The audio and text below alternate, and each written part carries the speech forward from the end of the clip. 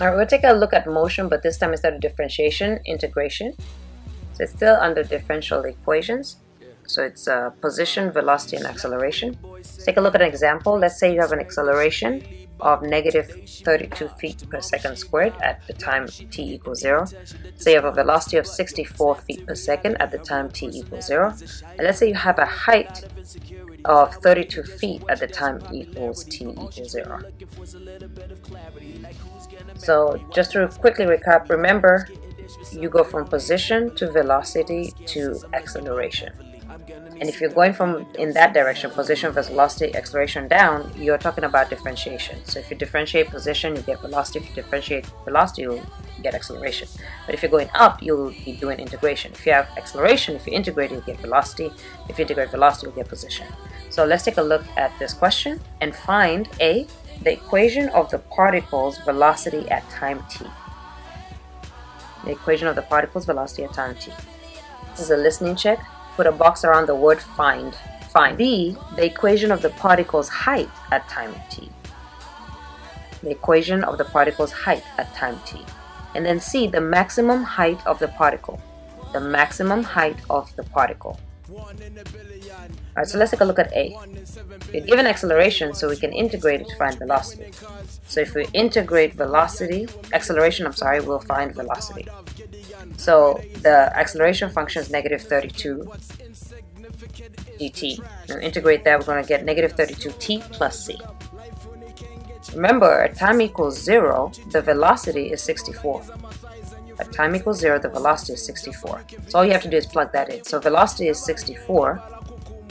And so it's going to be 64 equals, and then negative 32 times t, which is 0, plus c. So that means c is going to be equal to 64. So the velocity function is negative 32t plus 64. To answer B, we just integrate velocity, it's going to give us position. So if we integrate velocity function with respect to dt, we're going to get the height with respect to t. So the velocity function is negative 32t plus 64. Integrate that with respect to dt, you're going to get negative 32t squared over 2 plus 64t plus c. And again, remember, let me simplify that. So it's going to be negative 16t squared. At time equals 0, the height is equal to 32 from the question. When time is 0, height is 32. So we're going to say the height is equal to 32. The listening check, circle h of t is equal to 32. Equals, and the function is negative 16 times 0 squared plus 64 times 0 plus c. So all those are going to go to 0, leaving c is equal to 32. So the height function now becomes negative 16t squared plus 64t, and the c is now plus 32. So that's A and that's B answered. So C, find the maximum height of the particle. Just a quick refresher, remember, when do you find maximums and minimums? When the derivative is equal to 0. So you need to set the derivative equal to 0. So it is the original function, take the derivative, negative 32t plus 64 is equal to 0.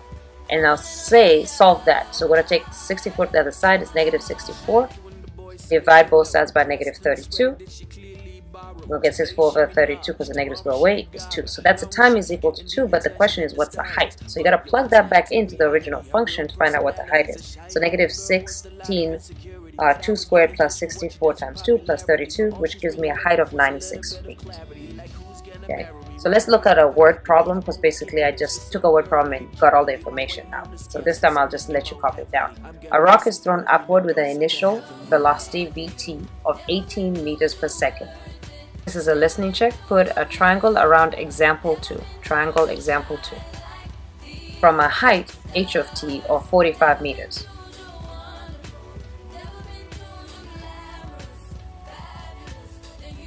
If the acceleration of the rock is constant at negative 9 meters per second squared, find the height of the rock at the time t equals 4.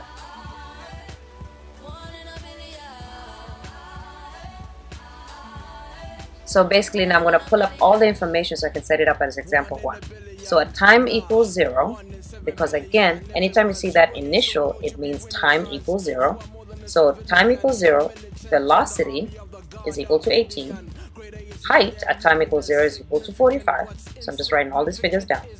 And the acceleration is equal to -9. That's all at when time is 0. Then the question is find the height. So I'm looking for h of t at t equals 4. That's the question. So now we don't have to look at the words anymore, we can just do it. So again, if you integrate acceleration, you're going to get velocity. So the acceleration is -9 with respect to dt. So integrating that, you're going to get -9t plus c. Now we need to find what c is. So remember, at t equals 0, v of t is equal to 18. So we're just setting -9t plus c equal to 18. So 18 equals -9 times t is 0 plus c, which means c is equal to 18. So my velocity function is -9t plus 18. Remember, if you integrate velocity, you'll get position. So h of t is the integral of velocity with respect to dt. So we're going to integrate the function -9t plus 18 with respect to dt. And that's going to give us -9t squared over 2 plus 18t plus c. Again, from what we've written down, when t is equal to 0, the height is equal to 45. So that means we're going to set it equal to 45. So 45 is equal to -9, 0 squared over 2, plus 18 times 0, plus c, which means c is equal to 45 because all those go to 0. So the function of the height function is -9t squared over 2 plus 18t plus the c, which is now 45. So the question was, when t equals 4, what's the height? So all you got to do is plug in 4 into the position function to find the height. So as a listening check, color t is equal to 4, color t is equal to 4.